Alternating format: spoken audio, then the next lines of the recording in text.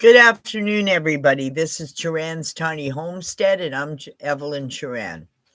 So, what am I talking about today? Okay, cost efficiency. Um, so I've priced a well. To dig a well, I'm looking at $17,000. That's really depressing because it has to be paid cash up front. Banks won't help you, nobody will give you loans. You struggle. So, I can only do one piece at a time. Now, if I put a well in, then I have to put a field bed. And then if I put a field bed, I have to put a septic in for gray water. All of that cost with construction and labor costs, I'm looking at, I don't know, $75,000 to have running water. To me, it's not affordable. So instead, I'm going to buy a sauna. I need to be able to have showers and baths. And it's just not working out the way it is. I can't keep sponge bathing every day. Like, this is just astronomical. I was pushed into being homeless. I was pushed into living off grid. This wasn't a choice I made lightly. I needed a place to live. I needed a roof over my head, and this was all I can afford. Was an empty barn with nothing in it, a property that was filled with garbage. It was the cheapest I could get, and it was all I could afford, which actually I can't afford it because I can't even complete the build. So I have to have it paid off by the last lenders. They held the mortgage for 3 years, and that's all I could get them to hold it for. So in 3 years, I had to put $100,000 into the build because the building inspectors would not let me live staying in my home. And I had to give $81,000 cash, plus I give $750 every month for the mortgage payment. Well, now the mortgage is up and it has to be paid off by June the 6th, 2025.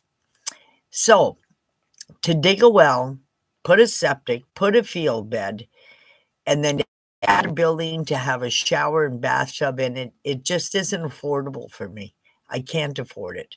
I can't afford plumbing. I cannot afford running water. So that's what it is for Canadians. It is so expensive. And I'm not even building a house. I just have, as you can see, a loft to sleep in.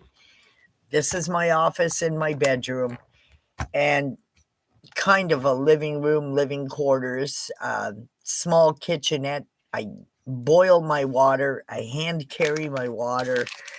Um, I have no plumbing in the house. There's never going to be plumbing in the house because I just can't afford it. It's uh, it's an off-grid property, and I'm making do with the best I can in the cheapest way possible. So instead of going with a well, I'm going to buy a sauna. And a sauna heats up with wood, and you sweat. And I can put a tiny little rechargeable shower in there with a pot of water and shower inside the sauna, and I don't have to get a well, and I don't have to spend $100,000, so I'm able to take a shower. So a sauna is $7,000 delivered and set up. It's a far cry from $75,000. So that's the only choices I do have. I'm still looking for donations towards. My email address is churanevelyn8@gmail.com. It's should be in the description down below for donations, and anybody that does donate or wants to help me, I'm very, very grateful. Um, I don't know where I'm going to take the money. I just don't have the money for the whole full build. And I've had such a short time to make it livable. I've got a lot accomplished in the past 3 years, but I still don't have a shower. I still don't have running water. Um, and doing plumbing and stuff, the prices are extravagant. So I am putting a water catchment system. I'm putting up rain gutters all the way around the barn and around every shed. And I've got big barrels coming in, and I'm going to start catching rainwater. And I'm going to have to boil my water all the time for potable water, obviously, and use it for gardening and whatnot. And that's the best that I can do. It's affordable. Each barrel is $25. The rain gutter system that I'm putting on my roof is under $500, and I'm putting heater coils on the roof because the ice builds up 7 feet high, and it's just too dangerous. So I'm gonna put heater coils all across on both sides of the barn roofs, as well as any other roofs, and that's costing me under 500, and I have to do the work myself because I can't afford to hire workers. They're just too expensive. The last contractors I had really did a number on me. The whole ceiling has to be torn out and redone. The guy didn't put any strapping. Everything's falling off of the ceiling. And the wood now is no longer available to even finish the ceiling. So I have to redo the whole ceiling and by gutting the whole thing. So I've ran into quite a few problems with the place. If anybody would like to make donations, I will put my email up, and send me an e-transfer if you want to make a donation to the project. I do have sleep cabins, I will have a sauna, and I do have camping areas. So I'm doing the best I can to make this work and to maybe start my own small business. But right now it's not looking so good because I've got too much on my plate and I can't get anybody to help.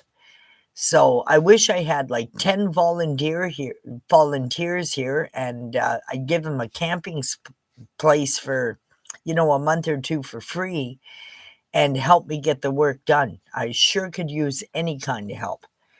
So that's kind of where I'm at. I do need help with it, but I can't find anybody that will help. And preferably, I'd like sober help.